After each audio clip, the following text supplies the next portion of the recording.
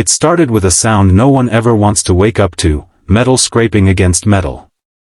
I was dead asleep inside my own Jeep, parked right in front of my house, when a loud jiggling and grinding noise snapped me awake.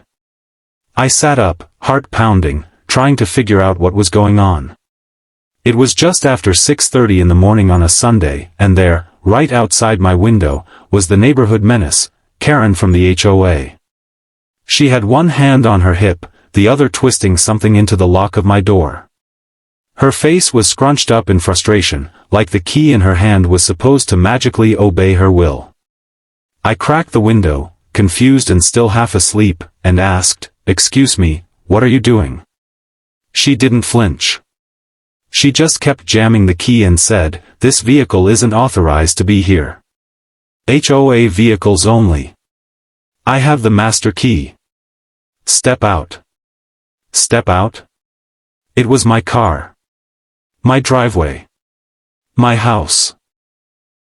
I was literally parked legally in front of my own property, yet here was this woman trying to unlock my Jeep like it was some sort of security threat. I told her firmly, "You need to back away from my car right now." That's when she lost it. She dropped the key, pulled out her phone, and started screaming at the top of her lungs. 911. Yes, I'm being threatened. He's trying to assault me and he's trying to steal a vehicle. My jaw dropped. I hadn't even stepped out of the Jeep yet. All I did was speak. No shouting, no cursing, no movement toward her. Just a confused and tired man being accused of theft and aggression for sitting in his own vehicle. The nerve of this woman. Before I could even fully comprehend what was happening, she was pacing up and down the sidewalk, waving her phone in the air and narrating her version of events loud enough for the whole street to hear. Yes, he's a stranger, parked illegally, possibly homeless. I don't feel safe, she continued, now putting on an overly dramatic, breathless performance. Meanwhile, I pulled out my wallet, grabbed my driver's license and the registration from the glove box, and got ready for what I knew was about to be an unnecessary mess. I figured I should step out before this escalated further, so I opened the door slowly and calmly, stepped onto the curb, and said, "Karen, you're making a huge mistake. This is my vehicle, my house is right there, and I've lived here for years." She scoffed. "That's what they all say. I've seen your kind before." "Your kind?" That phrase sent alarm bells through my head. The not-so-subtle implication wasn't lost on me. This wasn't just about a vehicle or an HOA rule. This was personal for her. She'd made up her mind about me long before this morning. I tried explaining the situation. I told her my house was undergoing renovations, that the contractors were staying inside, and I'd chosen to sleep in my car for the night because it was quieter. That wasn't against any law, nor any HOA bylaw. But logic and facts didn't matter to Karen. "The HOA doesn't permit overnight camping in vehicles," she snapped, as if my Jeep was a tent pitched in the middle of a national park. "We've had issues with squatters, and I won't tolerate it." The thing is, I wasn't even mad yet. Just stunned. It was surreal watching someone so confidently wrong yet acting with the certainty of a law enforcement officer. "You can't just go around trying to open people's cars with a so-called master key," I said. She looked offended. "This is issued to me as part of the HOA security program. I can access unauthorized vehicles for inspection." That made me laugh, an actual laugh. "Karen, you can't even open a bathroom stall with that thing, let alone a Jeep." She fumed. "The police are on their way. I hope you're ready for jail time." I knew I wasn't the one in trouble. I had all the legal documents. I had nothing to hide. But still, there was this sinking feeling in my gut. I'd seen enough stories of situations like this going sideways. I didn't raise my voice, didn't move toward her, just stood there waiting for the police and praying they'd be reasonable. 5 minutes later, 2 squad cars pulled into the street. Karen's tone instantly shifted. She ran toward the officers, nearly throwing herself at their feet. "Officers! Thank God you're here. He tried to break into this vehicle, and when I stopped him, he got aggressive. I need him removed immediately." One officer approached me while the other stayed with her. I handed over my ID, registration, and calmly said, "This is my vehicle. That's my house." She tried to open my car door with some random key, and now she's making things up. The officer looked at the documents, then at me, then at the Jeep. Everything matched. No red flags. No signs of a crime. Meanwhile, the second officer asked Karen for proof. "Ma'am, do you have any evidence this vehicle is stolen or unauthorized?" Karen looked thrown off. She started fumbling through her tote bag and pulled out the so-called master key. "This opens any unauthorized vehicle in the neighborhood," she said proudly, holding it up like it was some sort of golden ticket. "All right," the officer said, "go ahead and demonstrate." Karen strutted over, pushed the key into the lock, and nothing. It didn't budge. She tried again, twisting it aggressively, but it still wouldn't turn. "Must be jammed," she muttered. "No," said the officer, "this key doesn't work because this isn't your car. And even if it were unauthorized, you don't have the right to open private property." Karen's face turned red. She began stammering, trying to explain how she had reasonable suspicion, and that the vehicle didn't match the usual parking list. But by now, the officers were clearly losing patience. One officer said, "Ma'am, attempting to enter someone else's vehicle without consent is a serious offense. You're lucky he didn't press charges for attempted theft." That's when she flipped. "I am the HOA. You can't do this to me," she yelled, stomping her foot like a toddler. But it was too late. Her drama, her screaming, her lies, they weren't working anymore. The moment the officers started pressing her for actual proof, you could see the panic rise behind her sunglasses. Karen was so used to being obeyed in the neighborhood that it never occurred to her someone might call her bluff. She paced in circles, still clutching that ridiculous master key like it held some magical HOA authority, as the officers calmly asked her to explain why she believed she had the right to open my Jeep in the first place.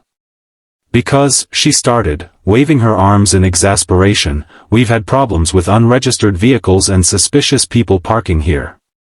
It's happened before. This Jeep hasn't been reported to the HOA as a primary vehicle for any resident.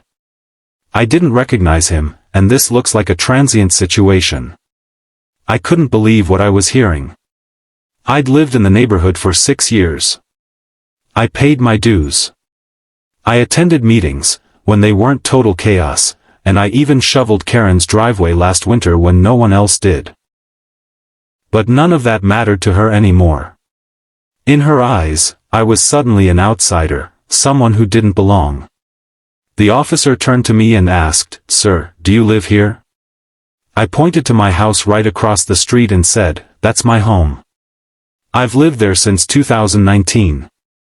I slept in my Jeep because the inside is full of paint fumes from renovations." The officer nodded and glanced at Karen. "And you never saw him before today?" he asked her. Karen hesitated. That pause was loud. Everyone felt it. I might have seen him once or twice, she admitted reluctantly, but then added, "He doesn't follow community guidelines. His grass was too long last month. He left his trash cans out an extra day. He parked slightly over the sidewalk line. There's a pattern." The officer raised his eyebrows and said, "Leaving trash cans out is not a crime, ma'am. Nor is sleeping in your own car on your own property. What exactly did he do that made you think this was a stolen vehicle?" That's when she went fully off the rails. Karen suddenly launched into a rambling explanation about how the Jeep didn't have an HOA parking decal, because I'd removed it a few months ago after one of her inspections left it peeling off, and how she'd taken it upon herself to patrol the street to protect the community. She even referenced a made-up Article 14b in the HOA charter that supposedly gave her access to any vehicle suspiciously located within HOA borders. The officer asked to see this Article 14b. She pulled out a folder from her tote bag and began flipping through papers, but none of them were official. It was just printed copies of the community newsletter and random printouts from online forums. "Ma'am," the officer said firmly, "you don't have legal authority to access someone else's vehicle, and you certainly can't make a false 911 call claiming someone is stealing their own property. That's a serious offense." Karen's voice rose again. "I didn't know it was his. He was acting shady. He didn't respond immediately. He looked aggressive. I didn't know whether to laugh or be angry. I had calmly spoken to her through the window and asked her to stop. That was her idea of aggression?" The neighbors were beginning to step outside at this point, drawn by the flashing lights and Karen's booming voice. One neighbor across the street, an older gentleman named Mr. Rollins, shouted from his porch, "That's his car, Karen. You know that. Quit causing a scene." Another neighbor, a young woman named Brianna, pulled out her phone and started recording quietly from her lawn. "She's done this before," Brianna whispered to her boyfriend. "Remember the time she accused the Amazon driver of trespassing because he used the side gate?" Karen ignored them all, still convinced she could talk her way out of this. "I demand this man be cited for hostile behavior toward a board member," she shouted. The officer replied, "We've seen no hostile behavior from him. In fact, you're the only one who appears agitated. You've made a false accusation, attempted to gain unauthorized access to a vehicle, and interfered with someone's lawful right to be on their own property." Karen turned red. Her mouth opened and closed like she was searching for a comeback but had none. Instead, she shifted into full-on meltdown mode. "So you're just going to let him stay here? Just like that? After I called for help?" she shrieked. "You're siding with the criminal." I calmly said, "Karen, I'm not a criminal. You're just mad you couldn't control the situation." That comment tipped her over. She started pacing again, ranting about how people like me were ruining the neighborhood and how the HOA had standards. She even tried accusing me of threatening her earlier, but thankfully the officer had his body camera on from the moment they arrived, and I had been nothing but calm. The officer said, "We have no record of any threats from him. And even your own statements contradict that." You could see the weight of reality crashing down on her. Then came the final blow. The second officer stepped away and returned with some info after contacting dispatch.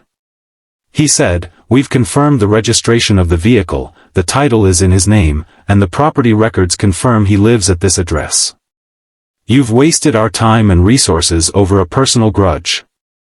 Karen's eyes widened in disbelief. "Wait, he's not being arrested?" she asked, now looking panicked. The officer responded, "No, but if anyone is at risk of being detained, it's you." Suddenly, Karen's whole posture changed. Her shoulders drooped slightly, her voice got smaller. "I was just trying to keep the neighborhood safe," she mumbled, barely above a whisper. But it was too late. Her intentions didn't justify her actions. She had crossed a legal line. The officer informed her that tampering with someone's vehicle without their permission could be considered attempted trespass or vandalism. And that calling 911 with a knowingly false accusation? That could be criminal false reporting. Still trying to wriggle out of it, Karen said, "Maybe I overreacted, but it's his fault for being so secretive." The officer calmly replied, "It's not illegal to sleep in your own vehicle on your property. And it's not your job to enforce imaginary rules." That stung. She looked around for sympathy, but the neighbors weren't on her side. More phones were out. More eyes were on her. Her power had evaporated. She was no longer HOA Karen, queen of complaints, she was just a woman caught in a lie, exposed in front of the whole neighborhood. And she knew it. Karen was still standing there, shoulders tense and lips trembling, trying to hold on to any shred of authority she thought she had left. But at this point, it was all slipping through her fingers. The officers weren't budging. The neighbors weren't defending her. And the evidence, all of it, pointed to one thing: she'd lied, overstepped her bounds, and tried to control something that was never hers to begin with. One of the officers stepped away for a moment and returned with an iPad, where he began reviewing body cam footage and taking notes. The other one stayed with Karen and me, clearly just trying to keep the situation from escalating any further. But Karen? She wasn't done. She turned her attention back to me, her tone shifting from angry to self-righteous.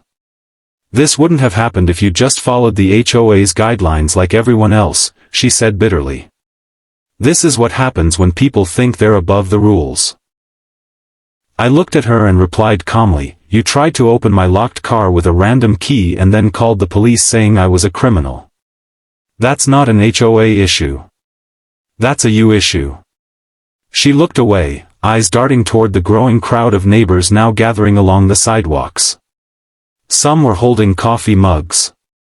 A few were filming with their phones. The whispers had started, quiet murmurs about how far she finally went, and how long it would take before she crossed the line. A man from 3 houses down walked up to the officers and said, "I've got security footage of her walking up and trying to open the door. You guys want a copy?" The officer nodded, and Karen's face went ghost white. That footage would make everything indisputable. Her story was already crumbling, but video evidence was the final nail in the coffin. She tried again to spin it. "I thought someone was breaking into a car. That's all. I didn't recognize the vehicle. I've never seen it before." But that wasn't true, and we all knew it. I'd parked that Jeep in the same spot dozens of times. I even had HOA-approved parking decals before I removed them out of protest after the HOA fined me for leaving my garbage can out an hour too late. Everyone on the block knew the Jeep was mine.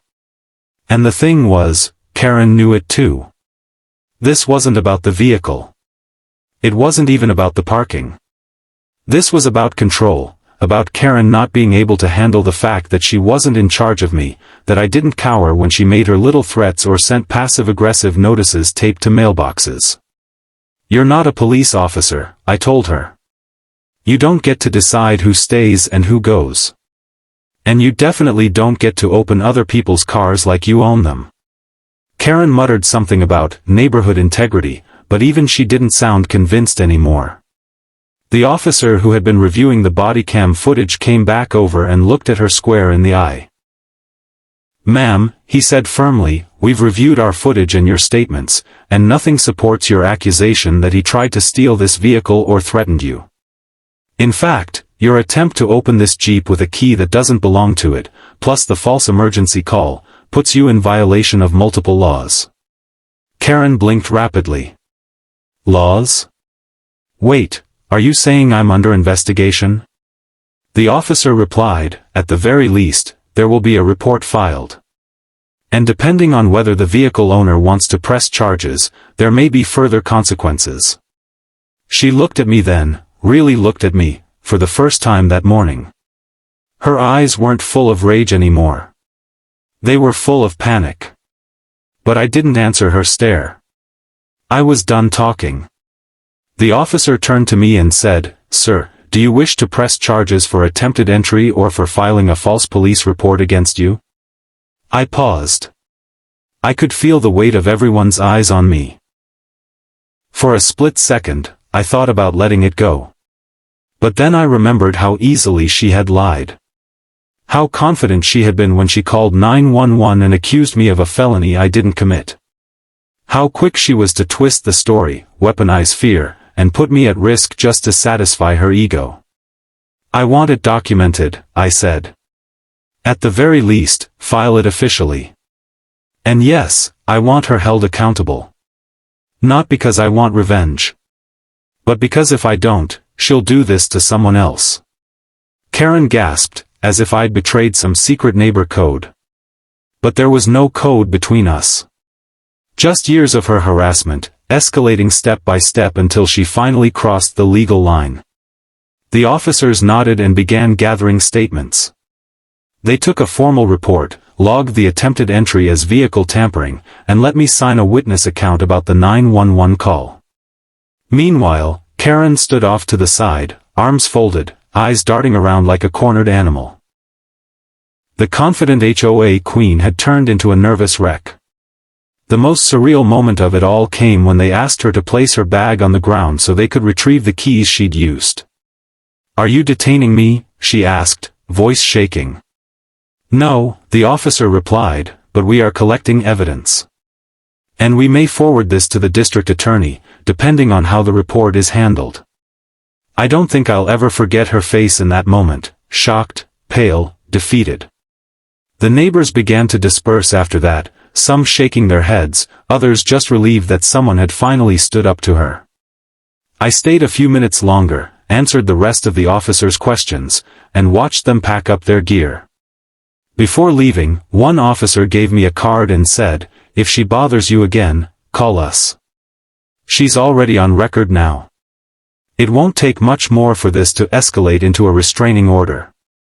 I nodded and thanked him. Then I turned back to my Jeep and finally sat down in the driver's seat, exhausted. That morning started with the sound of a key scraping the door. But it ended with the sound of Karen's power crumbling under the weight of her own lies. The neighborhood was quiet again.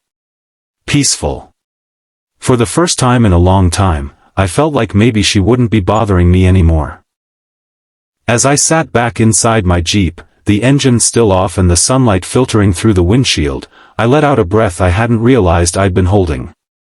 The chaos was over, for now. The officers had driven off after assuring me they'd file the report and forward it to the local department for review. Neighbors had returned to their homes, conversations buzzing behind closed doors. But Karen?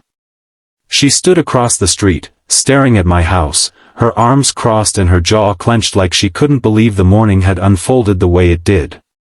She looked furious, not just at me but at the whole situation. She wasn't used to losing. She wasn't used to being the one under the microscope. And now that the spotlight had turned on her, she was cracking under the weight of her own actions. I could see her phone out again, typing furiously. Probably emailing the HOA board or filing some new nonsense complaint about how she was harassed or unjustly humiliated by the neighborhood, the police, and me. It didn't matter anymore. Her credibility was gone. She had pushed too far, and for once, the rules didn't bend in her favor. I stepped out of the Jeep one more time and walked up to my porch. My painter was already inside, probably wondering what the heck was going on outside. As I opened the door, I saw him glance at me, wide-eyed. "You good, boss?" he asked. I nodded and gave a tired half-smile. "Karen tried to break into my car this morning." He chuckled in disbelief. "Man, that lady's insane. Glad you're okay." I shrugged. "Thanks. Me too." Over the next few days, word spread fast. HOA Karen had crossed the line in broad daylight and got caught in 4K, literally. Between the officer's bodycam footage, my neighbor's doorbell camera, and several cell phone videos posted on a private neighborhood Facebook group, it was all out in the open. The video of her trying to jam that fake master key into my Jeep had already gone viral among the residents. One neighbor even captioned it, "When you think you're Batman, but you're really just bored and bitter." Comments ranged from supportive to sarcastic, with some saying, "Finally, someone stood up to her," and others adding, "She's been asking for this for years." The HOA board, of course, tried to stay quiet at first. But after enough people emailed, called, and demanded a response, they held an emergency meeting. I didn't attend, but my neighbor Brianna did and told me everything afterward. "They tried to distance themselves," she said. Said Karen acted independently and without board authorization. But a few members finally admitted they'd received complaints about her abuse of power before. And ignored them. Apparently, several neighbors had been harassed in similar ways over the past few months. Karen had accused a teenager of vandalism because he walked too slowly past her mailbox. She reported an elderly man's wheelchair ramp as a code violation. She fined a family for hanging a holiday wreath that wasn't HOA approved. And no one pushed back, until now.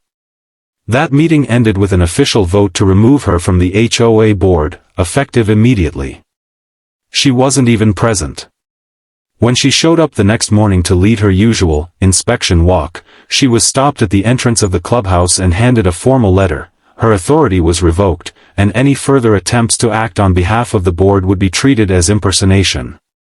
She stood there stunned for a long time before walking back to her car, surrounded by the very silence she used to control.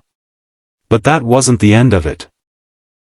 About a week later, I received a letter in the mail from the city attorney's office. It confirmed that a formal investigation had been opened against Karen for the 911 call she made falsely claiming I had threatened her and tried to steal the Jeep. The charges included filing a false report, attempted unlawful entry, and harassment. Since multiple neighbors had come forward with similar stories, the DA was considering whether to treat it as part of a pattern of behavior. They asked me to submit any video footage or written statements I had. I sent them everything. And I wasn't the only one. Brianna sent in her video. Mr. Rollins offered his security footage. A couple who had recently moved into the neighborhood shared that Karen had threatened to fine them $100 a day for parking their moving truck on the street, even though they had written approval from the board. Slowly but surely, Karen's image as the untouchable neighborhood enforcer shattered. She wasn't some misunderstood protector of order, she was a bully. And now, the people she bullied were finally speaking out. 2 months after the incident, I saw a moving truck in front of Karen's house. She didn't wave. She didn't look at anyone. She kept her head down and loaded boxes silently while 2 younger people, maybe family, helped her pack. Some neighbors watched from afar. No one heckled her, but no one offered help either. Her power was gone, and with it, any respect she demanded through fear. That night, I stood on my porch with a cup of coffee and watched her drive away. No final scene. No last-minute tantrum. Just headlights fading down the street until they disappeared for good. And just like that, HOA Karen was no longer our problem. Since then, things have been calmer. The HOA, now under new leadership, has focused more on community building and less on policing. They hosted a barbecue. They opened a community garden. And for the first time in years, people are talking to each other without fear of getting reported for minor infractions. I even left my trash bins out an extra day just to celebrate. As for me, I still drive the same Jeep. Same paint scratches from Karen's key, which I've decided not to fix. They're a reminder, not of the chaos she caused, but of the line she crossed and how she finally got held accountable. Every time I see them, I remember that standing up to people like her isn't just about defending yourself, it's about setting a boundary for everyone who's been pushed around quietly for far too long. Karen thought a fake key and a loud voice could unlock control over others. But in the end, it only opened the door to her own downfall.